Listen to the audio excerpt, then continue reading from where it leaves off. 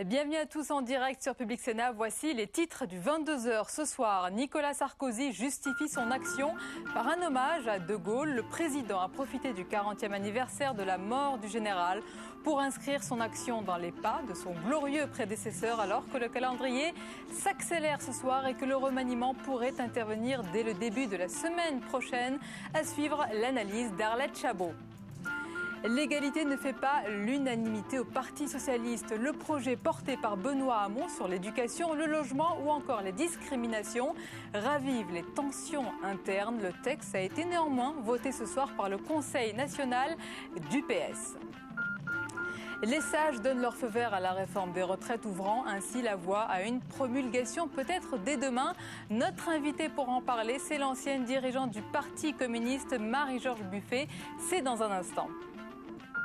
Bonsoir à tous et merci d'être avec nous. Je vous le disais donc, la réforme des retraites a été validée par le Conseil constitutionnel.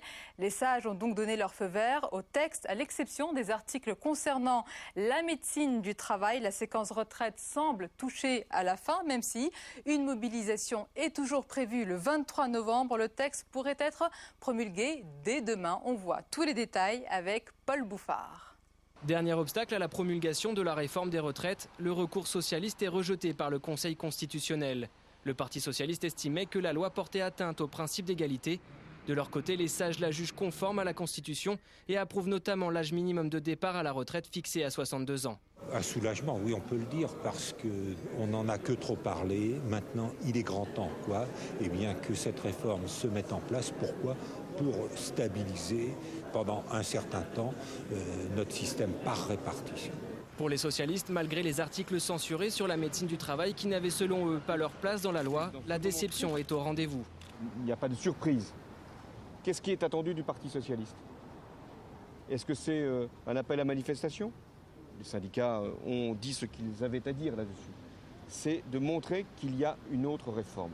Le Conseil écarte les griefs de procédure. Il juge notamment que le président de l'Assemblée nationale n'a pas porté atteinte au débat parlementaire. Enfin, les sages n'ont émis aucune censure sur les articles concernant la pénibilité du travail. Désormais, le président de la République peut promulguer la loi dès mercredi s'il le souhaite. Et les critiques fusent au Parti socialiste contre le projet du porte-parole Benoît Hamon. Ce texte sur le logement, l'éducation ou encore les discriminations est qualifié de fourre-tout par l'aile droite du parti, qui pointe aussi son manque de réalisme. Certaines personnalités, dont François Hollande, se sont abstenues de voter ce soir. Sandra Cerquera. Après 3 heures d'une réunion à huis clos sous tension, Benoît Hamon sort avec le sourire. Son projet est adopté. Je suis content qu'on tourne une page d'une gauche qui était un peu complexée, avait un peu peur d'elle-même et un peu peur de proposer des solutions innovantes, audacieuses et qui font bouger les lignes. Là, on va faire bouger les lignes. Ça fait déjà peur à la droite, il n'y a qu'à voir la réaction apeurée de Jean-François Copé. Tous n'approuvent pas ces propositions contre les inégalités, incarnant trop pour certains l'aile gauche du parti. 12 socialistes se sont abstenus. Parmi eux, François Hollande, candidat déclaré aux primaires, pour qui ce texte est hors calendrier. Je pense que le grand rendez-vous, il est au moment où il va nous falloir faire justement le tri entre nos propositions, la sélection, l'ordre des priorités, et puis ce sera aussi au moment des primaires. Je n'entends personne aux tables des débats dire qu'ils ne sont pas d'accord. Donc quand on parle à l'extérieur, c'est qu'on est ailleurs, sur d'autres postures. Moi, ce qui m'intéresse, c'est les 99% du Parti socialiste qui ont compris que les Français voulaient qu'on soit tourné vers eux, qu'on apporte des réponses nouvelles.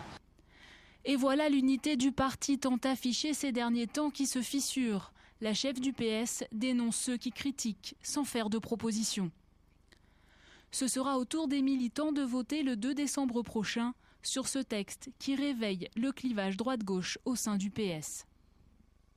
Et Nicolas Sarkozy devrait procéder au remaniement de son gouvernement en début de semaine prochaine, lundi ou mardi, ont indiqué ce soir plusieurs sources gouvernementales. Même son de cloche à l'UMP. Le chef de l'État avait indiqué lors d'une réunion à l'Élysée avec des responsables de la majorité qu'il procéderait au changement après avoir promulgué la loi sur la réforme des retraites.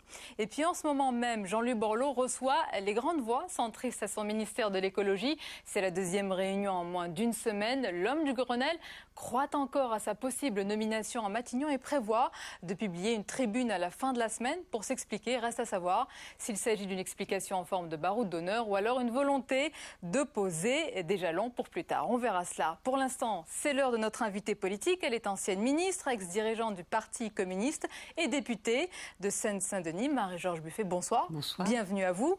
L'actualité, c'est aujourd'hui la réforme des retraites qui est validée par les sages. Elle pourrait être, on l'a appris, promulguée dès demain. Est-ce que la parenthèse des retraites est terminée? Non, parce que cette loi demeure injuste et elle demeure inefficace. Injuste parce que si je prends l'exemple des femmes, ça va obliger toute une série de femmes à travailler jusqu'à 67 ans. 67 ans. Quand vous êtes dans le commerce, quand vous êtes dans les ménages, quand vous êtes instite en maternelle, travaillez jusqu'à 67 ans. C'est ça, cette réforme. Donc une réforme injuste et une réforme inefficace. D'ailleurs, quelque part, la majorité l'a reconnue, puisqu'elle nous donne déjà rendez-vous en 2013 pour rediscuter une nouvelle réforme. Donc cette réforme ne résout pas les problèmes de financement des caisses de retraite. Nous avions déposé des propositions alternatives permettant un financement. La majorité a refusé d'en débattre, je le regrette. Mais comment vous expliquez, à la sortie de cette séquence sur la retraite, que la gauche, que les socialistes et les communistes n'en sortent pas renforcés? C'était une formidable occasion que vous avez ratée. D'abord, je voudrais soulever la force du mouvement populaire et j'ai envie de dire... mais il s'essouffle, Marie-Georges Buffet. Non, vous vous trompez. Bien sûr, les journées d'action se sont succédées, une nouvelle journée d'action est prévue le 23 novembre, mais la colère demeure, le rejet de cette réforme demeure. Vous savez, moi je suis une militante, je suis sur les marchés, je suis aux portes des entreprises, les gens n'acceptent pas cette réforme. Ils rejettent donc cette réforme, mais pourquoi est-ce qu'ils ne s'orientent pas vers la vôtre? Mais regardez ce que vous venez de présenter. Vous venez de présenter la force dominante actuellement à gauche, le Parti socialiste, où on est en train de discuter de ce qui va dominer la droite ou la gauche au sein du Parti socialiste. Ça vous a choqué, justement, que la droite du Parti socialiste dénonce la gauche de la gauche? François Hollande, mais je me dis, mais il est en dehors de tout. Les hommes et les femmes qui manifestent en ce moment, ils mettent la barre très haut pour la gauche. Ils appellent la gauche à avoir des réformes qui soient au niveau de leurs exigences. Et le Parti socialiste ne les entend pas, partout? Écoutez, quand je vois que les propositions de Hamon, qui sont des propositions tout simplement d'égalité, sont mises en cause par toute une série de ténors du PS, je suis catastrophée. Quand les hommes et les femmes qui manifestent assistent à cela, ils se disent, mais alors, sur qui compter? Donc j'ai envie de dire l'urgence à gauche, et je dis bien à gauche, je ne dis pas d'un côté de la gauche, de l'autre côté de la gauche, toute la gauche. Parce que le manque de crédibilité, ça touche le PS, mais ça touche aussi le Parti communiste français, mais ça touche aussi le parti de gauche, mais ça touche aussi les Verts, toutes les forces de gauche. L'urgence à gauche, c'est de travailler sur un projet qui réponde aux attentes. Marie-Georges Buffet, est-ce qu'on le dit encore aujourd'hui? Il faut travailler. Mais oui, nous sommes décidés le 26, le 27 et le 28 novembre, je vous donne rendez-vous, vous êtes invités. Nous allons, avec des intellectuels, avec des hommes et des femmes de l'appel des appels, avec des militants et des militantes, des élus, travailler à innover sur un projet. La gauche ne peut pas simplement être dans la défense du passé. La gauche doit refonder un projet politique. Alors, certains vous diront quand même sur cette séquence des retraites que Nicolas Sarkozy a tenu bon sur sa réforme, que tout le monde juge nécessaire, quelles que soient les réformes. Est-ce qu'il a marqué un point, en tous les cas, dans sa détermination à réformer la France? Il a perdu. C'était la réforme phare, disait-il. Elle devait passer parce qu'elle était efficace, parce qu'elle était évidente, parce qu'on nous a dit la démographie, on nous a dit tout. Bon. La réforme n'est pas passée dans les idées. Au contraire, il y a une sorte de barricade des idées qui s'est élevée contre cette réforme. Il a perdu. Il est passé en force parce qu'il a une majorité à l'Assemblée, une majorité au Sénat, il est passé. Mais il n'a pas gagné l'opinion publique à cette réforme. Et j'ai envie vous l'avez gagné à gauche? Je vous avez le sentiment de l'avoir gagné, que sur l'idée que cette réforme était inefficace et injuste, nous avons gagné. Je pense que nous avons marqué des points, notamment les députés communistes du Parti de gauche avec notre projet alternatif, sur l'idée qu'il y avait d'autres financements possibles. Je pense, et je vais aller dans votre sens, qu'il y a une bataille que nous n'avons pas encore gagnée à gauche. C'est la bataille de la crédibilité. Parce que les sondages le montrent, Marie-Georges Buffet. Je suis entièrement d'accord, c'est la bataille de la crédibilité. Pourquoi? Parce que les hommes et les femmes qui manifestent, moi je suis dans toutes les manifestations, ils nous disent quoi? Ils nous disent, il faut vous rassembler à gauche. Et il faut demain, si vous êtes au pouvoir, faire une politique qui corresponde à nos exigences. Et ils doutent de cela. Et quand je vois le reportage de ce soir, je me dis que quelque part, ils ont des raisons de douter. À nous de montrer qu'il y a une gauche qui existe, qui veut être au niveau de leur exigence. On parle de la gauche. Le seul apparemment qui est sorti renforcé, en tous les cas en termes de notoriété. On en parle beaucoup en ce moment, c'est Jean-Luc Mélenchon qui joue, semble-t-il, sa partition dans un registre. Est-ce que vous le qualifiez, ce registre, de populiste? Vous savez, moi j'ai eu l'occasion en plein meeting, c'était à Tarbes, Jean-Luc ayant cité une définition du dictionnaire disant le populisme c'est le rejet des élites, j'ai eu l'occasion de lui dire je préfère le mot populaire. Parce que vous savez, dans tous les grands moments de l'histoire de ce pays, de la grande révolution de 1789, en passant par 36, la résistance, la libération, 68, il y a toujours eu ce mélange de la classe ouvrière et des grands intellectuels. Jean Moulin était un haut fonctionnaire et un grand résistant. Les Curie étaient des grands chercheurs. Plus récemment, Dreyfus, qui était sur les listes du Front de gauche, est un grand professeur de médecine. On a besoin de ce mélange entre l'ouvrier, l'ouvrière. Est-ce qu'il ne vous agace pas un peu l'étonnant monsieur Mélenchon, comme l'avait titré le Parisien? Mais ce n'est pas une question d'agacement. Jean-Luc est une des personnalités du Front de gauche. C'est moi qui ai initié avec mon parti le Front de gauche. Oui. Je me félicite que dans ce Front de gauche, il y ait des personnalités. Il le représente bien, le Front de gauche, aujourd'hui, Jean-Luc Mélenchon. Quand il fait, je lui ai dit encore récemment, quand il est le Jean-Luc qui se bat pour les droits des classes populaires, qui se bat pour une gauche qui soit bien à gauche, qui se bat pour tout cela, il représente bien le Front de gauche. Quand Jean-Luc nous parle du populisme, j'aime moins. Je lui ai dit, c'est un débat que nous avons au Front de gauche, on le mène tranquillement, mais le Front de gauche, il n'a qu'une utilité. C'est de faire en sorte que demain la gauche gagne et qu'elle soit sur un beau projet alternatif. Et elle gagnera en jouant en collectif, si on vous écoute bien, Marie-Georges Buffet. Est-ce que pendant cette séquence, quand même, j'y reviens, de Jean-Luc Mélenchon, est-ce qu'un autre candidat, qu'on voit moins, qui est plus discret, mais qui joue plus collectif, comme André Chassaigne, est-ce qu'il a marqué des points?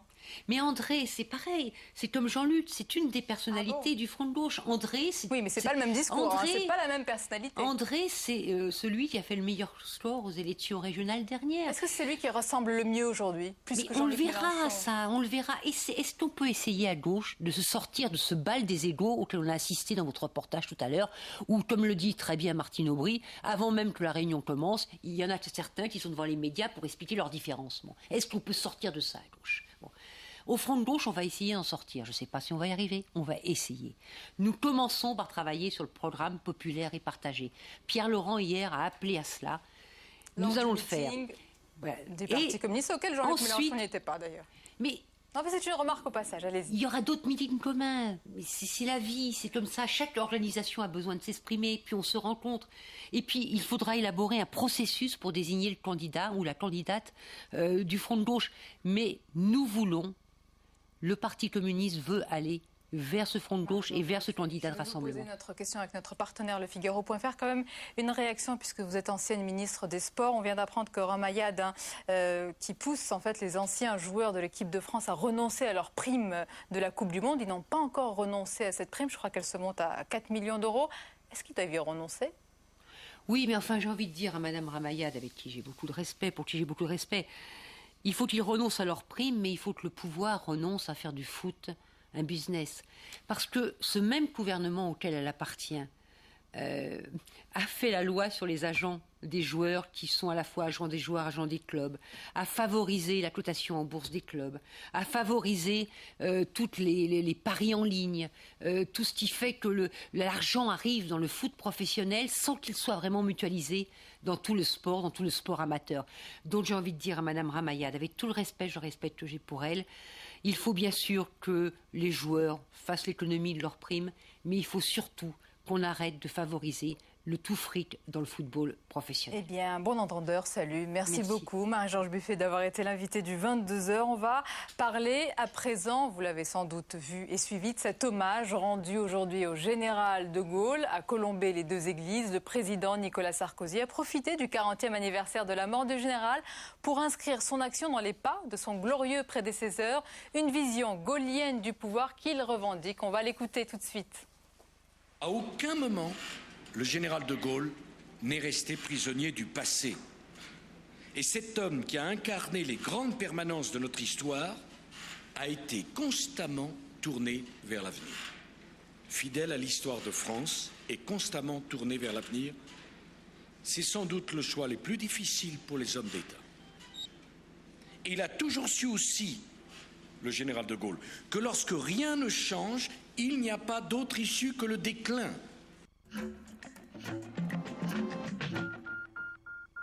Le décodage avec Arlette Chabot. Bonsoir. Bonsoir. Alors, quel type de discours a tenu Nicolas Sarkozy aujourd'hui?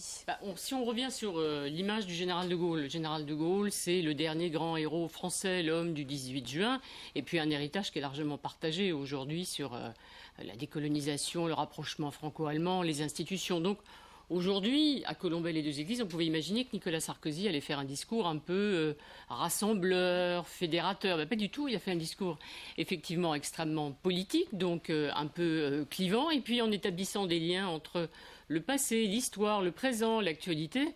Eh bien, au fond, il a justifié son action, et avec des phrases, des citations et quelques préceptes repris du général de Gaulle, il a voulu montrer qu'il était bien le continuateur. Alors, il y a le président de la République doit décider de l'essentiel, réellement assumer ses pouvoirs, disait le général. Et bien voilà, c'est la justification de l'hyper-président selon Nicolas Sarkozy. On vient d'entendre l'hymne à la réforme. Effectivement, c'est un hommage aux réformes qu'il fait lui-même.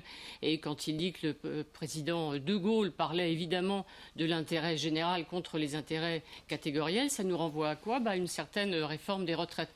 On peut citer d'autres phrases, j'en prendrai une dernière. Le général de Gaulle disait que la politique de la France ne se décide pas à la corbeille, c'est-à-dire à la bourse. Ça nous amène directement à la régulation financière que souhaite Nicolas Sarkozy, qui va présider le G20 dans quelques jours. Donc aujourd'hui, c'était ça, il y a un héritier, il y a un continuateur, c'est moi. Et Arlette, est-ce que ça donne des indications pour la suite du quinquennat?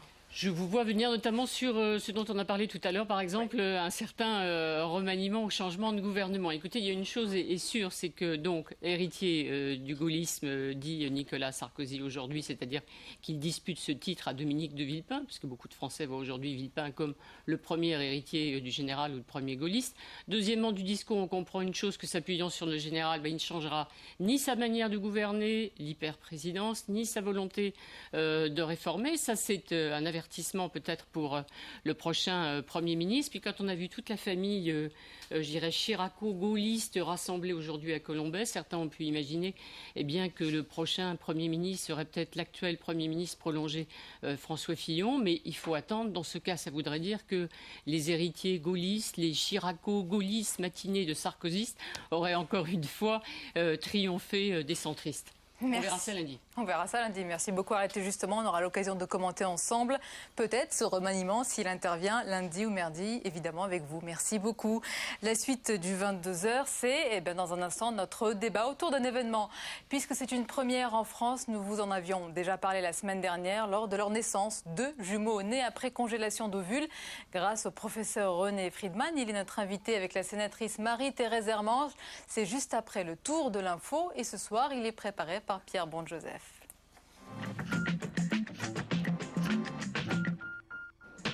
Un juge d'instruction indépendant va pouvoir enquêter sur ce que l'on appelle mal acquis. Des dizaines de propriétés dans les beaux quartiers de Paris et sur la Côte d'Azur. Des centaines de comptes bancaires, des véhicules de luxe détenus par des chefs d'État africains Ali Bongo et Denis Sassou Nguesso. C'est la décision historique rendue aujourd'hui par la Cour de cassation. Jusqu'à présent, la plainte de l'association anti-corruption qui soupçonne des détournements de fonds était jugée irrecevable. L'argent qui s'évanouit, c'est des dizaines d'hôpitaux, d'écoles, d'universités qui n'ont pas été construites. Donc, je ne suis pas en train de vous dire que ça va changer le cours des choses de façon spectaculaire, mais en tous les cas, c'est un coup d'arrêt à une culture d'impunité. Décidément, la fusion SEDIC-ANPE ne passe pas. Plus de 2 ans après la création du Pôle emploi, plus de 3000 agents ont manifesté selon les syndicats aujourd'hui à Paris contre les conséquences de cette réforme et la dégradation des conditions de travail. Près de 36% des agents étaient en grève dans toute la France. Pas d'argent, mais un médiateur face à la grogne des éleveurs bovins qui bloquent des abattoirs dans toute la France. Le ministre de l'Agriculture, Bruno Le Maire, a aujourd'hui annoncé la nomination d'un négociateur. Les éleveurs réclament une hausse de 40 centimes du prix d'achat au kilo de leur viande. Selon la FNSEA, le quart des 80 000 éleveurs français sont au bord de la faillite. C'est l'une des grandes figures de la Haute Assemblée. Robert Badinter, a-t-on appris aujourd'hui, a décidé de ne pas se représenter aux prochaines élections sénatoriales de septembre 2011. À 82 ans, l'ancien ministre de la Justice a été élu pour la première fois au Sénat en 1995. Retour sur le plateau du 22h, toujours en direct. Nous allons parler ce soir d'une première en France. Il y a une semaine, deux bébés, Jérémy et Keren, sont nés à partir d'ovules congelés. Cela a été permis notamment grâce au professeur René Friedman. Il est avec nous. Bonsoir, professeur. Bonsoir. Vous êtes aussi, on le rappelle, le père du premier bébé Prouvette. C'était en 1982. Avec nous également ce soir, Marie-Thérèse Hermange. Bonsoir. Bonsoir. Sénatrice UMP de Paris qui a beaucoup et qui continue à travailler sur les lois de bioéthique notamment. D'abord, Marie-Thérèse Hermange, est-ce que cette naissance obtenue grâce à une congélation lente, c'est une bonne nouvelle? C'est une nouvelle en tout cas pour la science, oui, c'est un progrès, mais encore faut-il voir ce que cela signifie. Car tout progrès scientifique s'accompagne, lorsqu'il touche l'homme, d'une part de questions éthiques, et d'autre part, touche aussi à une autre question qu'on oublie bien souvent, de sécurité sanitaire et de santé publique. Et en ce qui concerne, alors je sais bien qu'il ne s'agit pas de vitrification ovocitaire, mais de congélation, parce que dans la vitrification, il y a un problème de sécurité sanitaire qui a été soulevé par l'Agence française de produits sanitaires concernant les produits qui sont injectés, les cryoprotecteurs, et qui peuvent poser un certain nombre de questions. Alors, la question qui se pose autour des questions de bioéthique, c'est quel est finalement ce que nous voulons au niveau de l'écologie de l'homme pour accueillir l'homme dans notre société. C'est ça la question. Beaucoup de questions, Marie-Thérèse Hermange. Il y a l'éthique, il y a les questions sanitaires que vous avez relevées, et puis les questions plus générales sur ce que nous voulons. Professeur, vous avez des réponses à toutes ces questions? Oui, j'ai des réponses. D'abord, je dirais que pour pouvoir offrir donc aux couples qui en ont besoin des traitements efficients, il faut développer des choses plus nouvelles, sinon il n'y a pas besoin de la médecine, il n'y a pas besoin de progresser. Le problème, j'ai envie de dire d'abord, c'est que, vous savez, les résultats de la fécondation in vitro et de la maîtrise de la reproduction ne sont pas aussi excellents qu'on le dit. Bien sûr, on est toujours attiré quand il y a des premières, et il y en a un certain nombre, mais ça ne suffit pas. Il y a un problème général, c'est qu'on n'a pas la transparence des résultats. Et je voudrais insister là-dessus parce que c'est un petit peu décalé apparemment, mais ça ne l'est pas du tout. On n'a pas la transparence des résultats car on ne sait pas aujourd'hui, depuis 30 ans, si vous voulez savoir comment fonctionne tel ou tel centre, et il y en a quand même une centaine en France, 106, ben vous ne savez pas. Vous avez une vision générale qui montre des grandes disparités, et dans cette vision générale, d'ailleurs, elle n'est pas très bonne par rapport aux autres centres. Alors, je vous ai amené là pour ce soir quelques documents, qui est par exemple l'exemple américain. Vous pouvez aller sur Internet, vous pouvez aller sur CDC, qui publie par centre et par année les résultats de chaque centre. Et ça, si vous voulez, je trouve que c'est quelque chose d'important. Ce sont des centres, professeur, pour qu'on comprenne, de naissance? Non, ce sont des centres de fécondation in vitro, de traitement de la fertilité. Alors pourquoi je dis ça? Parce que on dirait qu'on se contente en France de résultats globalement pas bons. Et que pourquoi on se contente de ça? Parce que si on le voyait réellement, eh ben on développerait la recherche, parce qu'on dit on ne peut pas rester là-dessus. Alors c'est comme si on se contentait de résultats, si vous voulez, médiocres, mais qu'on ne fait pas apparaître comme médiocres, pour ne pas développer la recherche. Et moi je dis que, éthiquement, bien sûr qu'il faut aborder les grandes questions que cela nous pose, mais éthiquement, quand vous êtes devant un couple qui vient vous voir, vous voulez lui donner un maximum de chance. Lui donner des réponses. Et dans ce maximum de chance... Vous êtes sensible à ce discours quand vous voyez un couple arriver justement et que vous devez donner des réponses à ces gens-là? Moi, ce que je voudrais... Vous parlez de politique de résultats. J'aime pas beaucoup le terme. Mais c'est le réel. Oui, mais moi j'aimerais avoir un autre bilan qu'on a du mal à avoir. Encore que quelqu'un vient de sortir une étude sur quelques 1000 enfants qui sont nés par fécondation in vitro. personne ne nous dit quels sont les problèmes qui peuvent être engendrés par les naissances dues à des fécondations in vitro. Et quels sont les problèmes aussi hormonaux auxquels un certain nombre de couples sont confrontés. Les résultats, si on veut voir les résultats, je suis d'accord avec vous qu'il faudra avoir un bilan centre par centre. Moi, j'aimerais avoir aussi un bilan des enfants qui sont nés par fécondation in vitro, dont on dit que certains... Professeur, quel bilan, quel risque? Justement, j'ai envie de vous dire, installer donc de ce qu'on réclame depuis tellement longtemps, installer justement un suivi de ces femmes et de ces enfants, ce qu'on a voulu faire, mais depuis combien de fois on a demandé, parce que vous savez que c'est très long, que c'est très difficile. C'est la première fois que je l'entends, parce que j'ai souvent entendu des oppositions. Je suis désolé, mais j'ai moi-même fait des études sur les 100 premières naissances après congélation, sur les 500 premières naissances après fécondation in vitro, âgées de 7 à 13 ans. Et actuellement, effectivement, vous avez cette expérience que vous connaissez, que vous citez, de 15 000 enfants. Il y a des expériences dans le monde, car il y a plusieurs millions d'enfants qui sont nés dans le monde. Donc, bien sûr, et la surveillance des femmes sur les devenirs hormonaux. Enfin, ce que je m'aperçois, c'est que vous mettez en avant constamment, si vous voulez, que les aspects négatifs. Non, mais ce n'est pas des aspects négatifs. Attendez, je vais vous dire pourquoi. Pour que les téléspectateurs comprennent oui, bien mais quels sont ces aspects justement, je voudrais négatifs. répondre. Vous mettez en avant, vous dites la vitrification peut créer un problème par la FSAPS. Manque de chance. La vitrification vient d'être autorisée pour les embryons. Non. Si. Non. Si.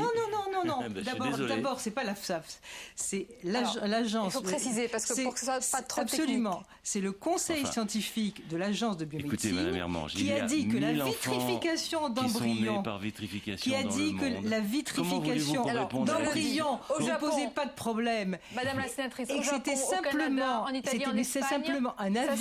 Comment voulez-vous répondre à la question si vous ne le faites pas? Mais non, mais écoutez, vous dites, il y a une méthode. La méthode, vous voulez qu'on réponde à la question. Sur la vitrification oui, d'embryons. sur la vitrification. Vous voulez qu'on réponde sur la vitrification avant qu'on l'ait faite. Professeur, alors c'est un peu complexe. Marie-Thérèse Armange, pour les téléspectateurs, je vais poser une question un peu plus générale pour qu'on comprenne tous, parce qu'à l'avenir, la vitrification d'embryons, elle n'est pas autorisée. Alors justement, elle n'est pas autorisée, mais on sait qu'à l'avenir, les lois de bioéthique vont être révisées. Est-ce que selon vous, est-ce qu'elles doivent et est-ce qu'elles permettront plus facilement ce recours à la congélation d'ovocytes? Écoutez, ça c'est j'ai envie de dire, c'est un point particulier. Ce qui est nécessaire, c'est que jusqu'à là, pourquoi est-ce qu'on n'a pas pu faire la vitrification? Pas pour des problèmes sanitaires, puisqu'ils ne sont pas du tout prouvés, et au contraire, tous les pays européens développent la vitrification. Donc ce n'est pas pour cette raison.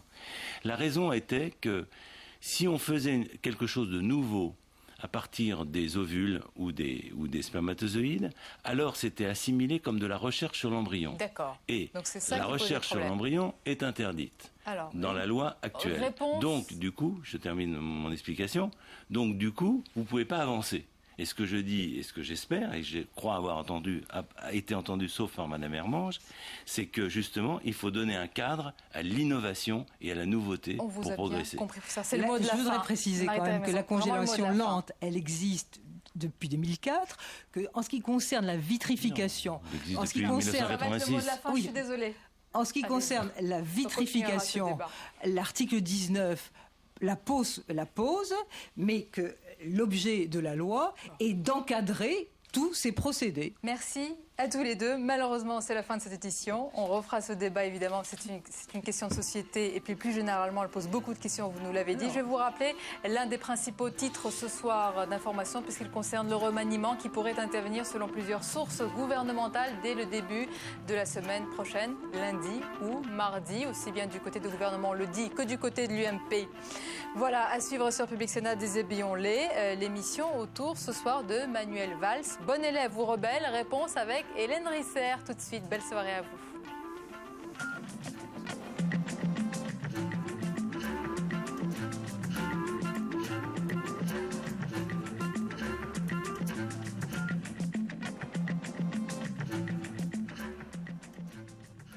C'était il y a presque 2 ans, le 24 janvier 2009. La tempête Klaus ravage le sud-ouest de la France. Le bilan est terrible, 11 morts, 500 000 sinistrés, plus de 200 000 hectares de forêts détruites. Au total, les dégâts sont évalués à près d'1 milliard d'euros. Près de 2 ans après cette catastrophe, Public Sénat a voulu retourner dans les Landes, le département le plus touché avec plus d'1 tiers de la forêt détruite. Comment les Landais s'en sortent-ils aujourd'hui? L'État a-t-il tenu toutes ses promesses? Comment reboiser cette forêt, la plus grande forêt exploitée d'Europe? Retour sur la forêt des Landes, jeudi à 22h30 sur Public Sénat.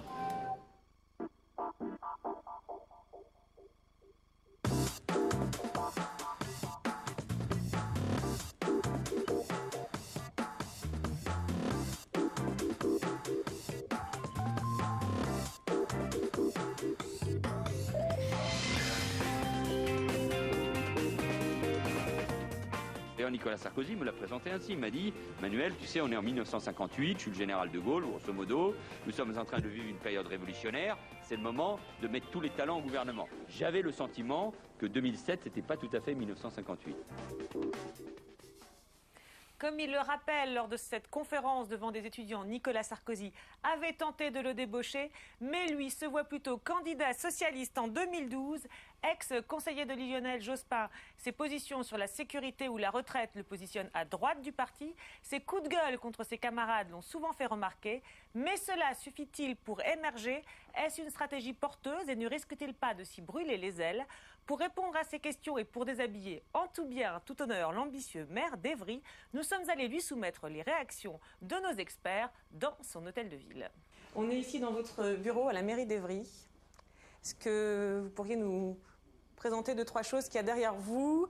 D'ailleurs, je crois voir un maillot de Barcelone. Je suis né à Barcelone, je suis un fan de foot et du beau jeu, et notamment du Barcelone. J'ai un de mes grands cousins qui a écrit l'hymne du Barcelone. Il s'appelait Manuel Valls, vous vous rendez compte? Et puis il y a un sommet européen.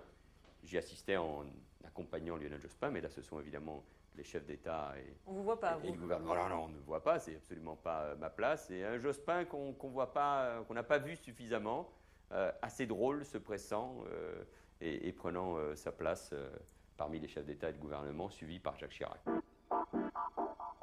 Vous êtes le socialiste le plus à l'aise avec les institutions de la Ve République. Vous êtes déjà et le premier déclaré candidat à la primaire pour la présidentielle de 2012. Depuis, vous avez fait de nombreux passages dans les médias, lors desquels, on va le voir, vous avez à de nombreuses reprises critiqué assez violemment le PS et certains de ses dirigeants. Alors du coup, on a eu envie d'en savoir un peu plus sur ce style qui détonne au PS. Mais tout d'abord, je voudrais commencer par une de vos récentes sorties, on va dire, contre Ségolène Royal, lorsque l'ex-candidate socialiste, au soir d'une manifestation contre la réforme des retraites, avait appelé les jeunes à, je cite, descendre dans la rue de façon très pacifique. Le lendemain, l'UMP s'insurgeait, et vous aussi. Je vous propose de revoir l'extrait. Est-ce que, quand vous l'avez entendu, ces propos vous ont engagé, vous? Non, parce que quelle doit être l'attitude du Parti socialiste, de l'opposition d'une manière générale aujourd'hui?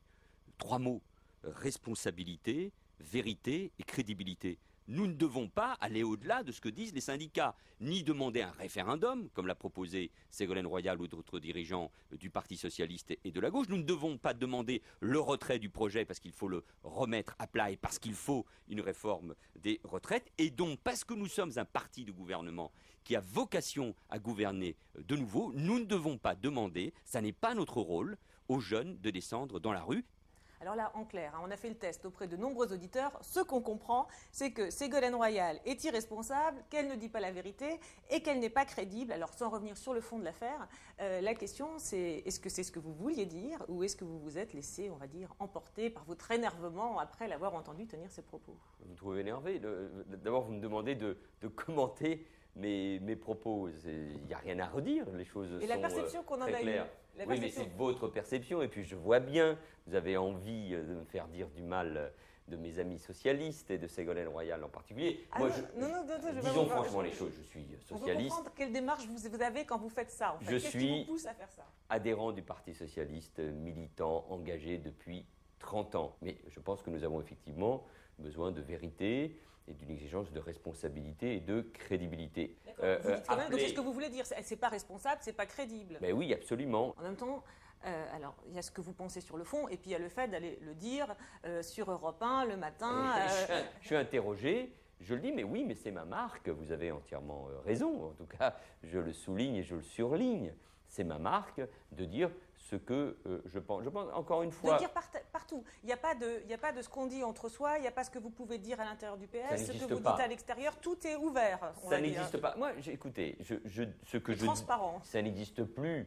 Le secret des délibérations, on n'est plus dans des organisations à l'ancienne où rien ne sortait. Et moi, en général, je suis très respectueux de la délibération collective.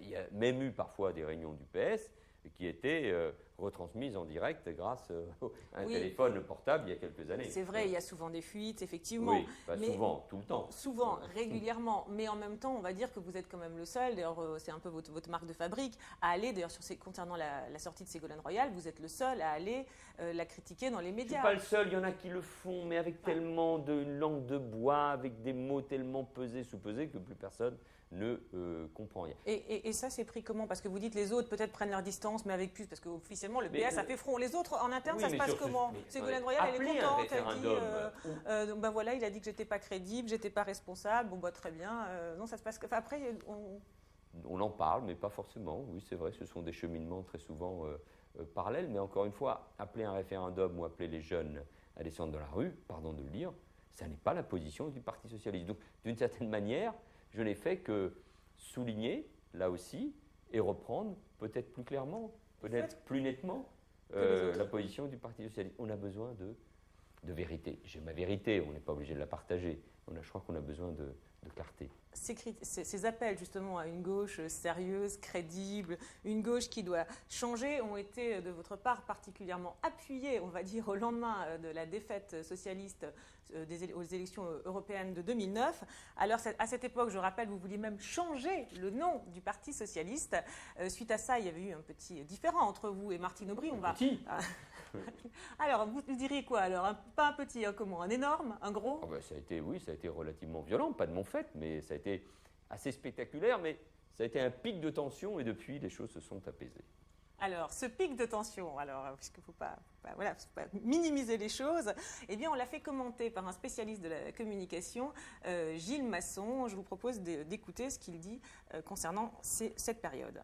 Vous avez un programme ambitieux, tout changer jusqu'au nom du Parti socialiste. Est-ce qu'il y a quand même quelque chose de bien dans ce Parti socialiste auquel vous appartenez? Ces militants extraordinaires, dévoués, ces milliers d'élus dont je parlais, qui, eux, parce qu'ils sont maires, comme moi à Évry, regardent la société telle qu'elle est, ont un discours clair sur l'économie, travaillent sur l'entreprise, ne disent pas n'importe quoi sur la sécurité, savent qu'il faut lutter contre l'échec scolaire, savent au fond, et c'est ça le plus important, quelle est la différence entre la droite et la gauche et pourquoi la gauche doit lutter contre toutes les inégalités, mais en changeant ses propositions sur les retraites, l'entreprise, l'école, l'économie, le rôle de l'État. Il y a donc un chantier extraordinaire à faire, mais pour cela, oui, on a besoin de transformer un Parti socialiste qui est recroquevillé sur lui-même, qui compte 100 000, 150 000 militants, ça n'est pas assez, qui a une forme d'organisation et un nom qui date du XIXe siècle. Et si on veut donner envie, oui, il faut tout changer. Manuel Valls a une attitude très paradoxale, c'est qu'il emploie les armes de destruction massive contre son camp, en permanence. Donc c'est quelqu'un qui peut être très critique sur les actions du gouvernement, mais en permanence, il est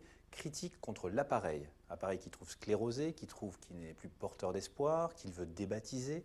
Et pour le coup, il a voulu changer le nom du PS. Il veut changer le nom du PS. Donc c'est très troublant parce que c'est quelqu'un qui s'inscrit en permanence en contre-pouvoir. D'ailleurs, son livre s'appelle Pouvoir. Et si vous voulez, ça donne un effet étrange parce qu'au final, Manuel Valls, on a l'impression que c'est un pilote de ligne qui irait voir son public en disant « Je vais être votre commandant de bord, mais j'ai pas très confiance en l'appareil ». Donc ça donne une vraie perplexité chez les gens. Je veux être le candidat socialiste, mais le PS, j'y crois plus. Quoi. Exactement. Donc c'est très troublant. Et c'est vrai qu'il y a beaucoup de choses dans l'attitude de Manuel Valls qui sont très souvent de ce que j'appelle des injonctions paradoxales. C'est-à-dire que c'est quelqu'un qui en permanence parle de besoin d'optimisme dans son site, mais qui n'a pas l'air d'être le mec le plus optimiste du monde. C'est quelqu'un qui parle d'apaisement et qui a l'air toujours très énervé. Vous le trouvez énervé là, dans cette Là, je le trouve assez calme sur ce coup-là. Ah bon, parce que je trouve qu'il est déjà assez en colère. Mais dans beaucoup d'extraits, il est très énervé. Et le fait qu'il critique en permanence son parti en fait effectivement une espèce d'ennemi de l'intérieur et on ne sait pas pourquoi. Mais ça l'a fait connaître, au moins il s'est fait connaître. Exactement. En tant qu'individu, il se fait connaître. Valls, il a un plan de route qui est extrêmement clair. Il veut faire cette année, enfin pour les prochaines présidentielles, une candidature de témoignage, donc il veut exister fortement, et il veut être le plus virulent des socialistes pour pouvoir être en 2017 face à Copé. Copé et lui ont de chaque côté un positionnement très similaire. Il n'y a pas un jour, mon cher Manuel, où tu n'expliques aux médias que notre parti ne mérite pas de se redresser. Si les propos que tu exprimes reflètent profondément ta pensée, alors tu dois en tirer pleinement les conséquences et quitter le Parti socialiste. Vous avez déclenché la colère de Martine Aubry, elle vous a adressé une lettre sévère de 3 pages, vous lui avez répondu sur le même ton. Elle vous demande de cesser de critiquer le PS en public ou de le quitter. Est-ce que vous obéissez ?